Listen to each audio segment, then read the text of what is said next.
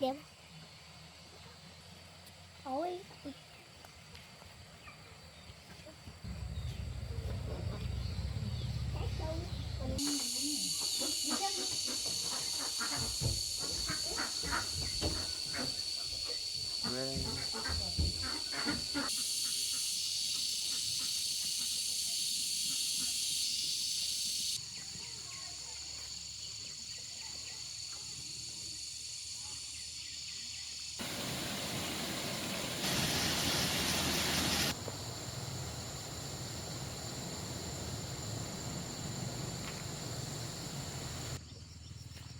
Ngồi đây nhá, ngồi đây, ngồi đây.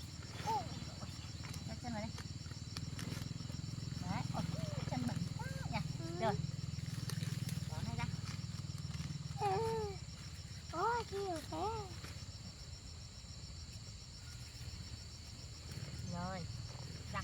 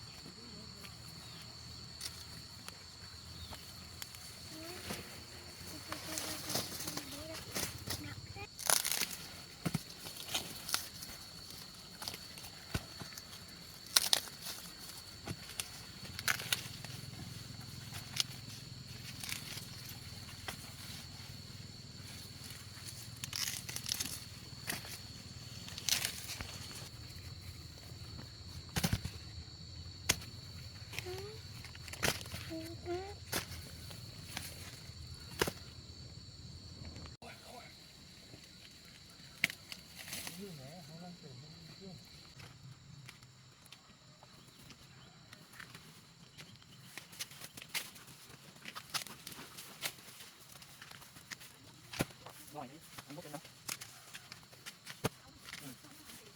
Anh đừng cố gắng nhớ, anh cứ làm đấy. Giữ tao ra nữa. Còn không đi hả?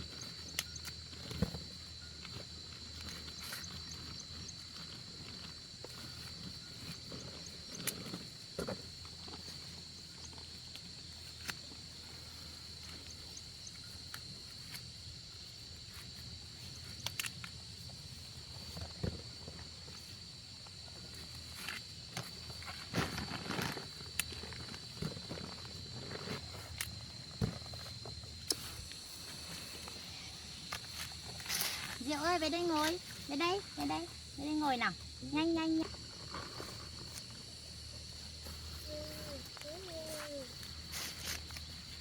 Để bắt nào. Để.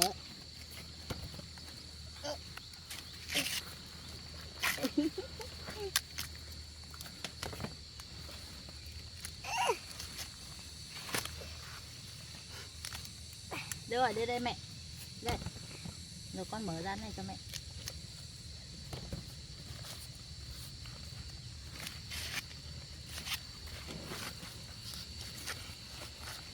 Đây mẹ.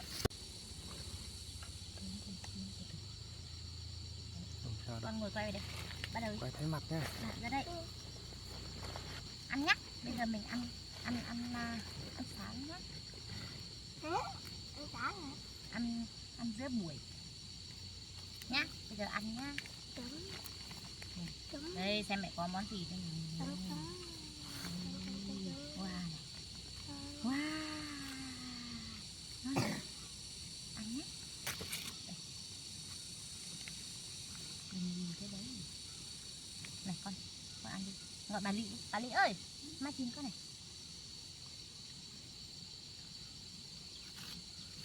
Ừ, ăn đi, con ăn.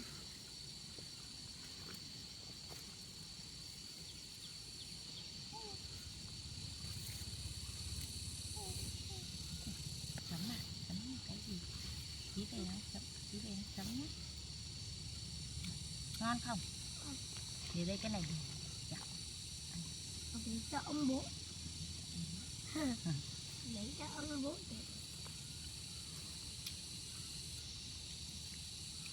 Ăn đi. Thế con cho bà Lị nữa này. Nè, mới rồi. Con mới cho bà Lị nữa. Nè, không, lên mới cho bà Lị nữa.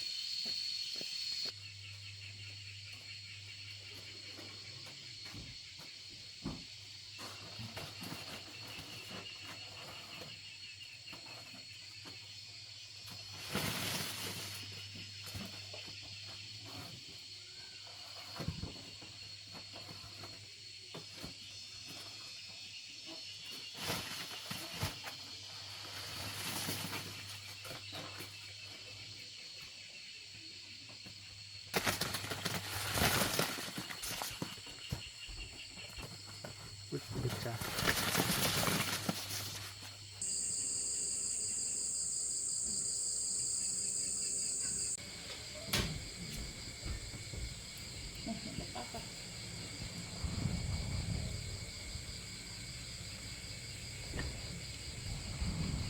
Ăn gì với chú cũng thấy gặp đúng không? Mẹ, làm cái này đấy.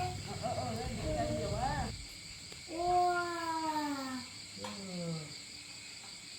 Nặng cho nó tròn tròn nữa, làm cái ta cái nữa, nặng cho nó tròn tròn nữa. Mới. Mẹ, cái này bà thì con lên ăn sáng. Ở cuối Ăn tòng nha. Bát đâu? Ở đây. À. Ăn mùi ra. Ăn cái xe rồi. Con mình à?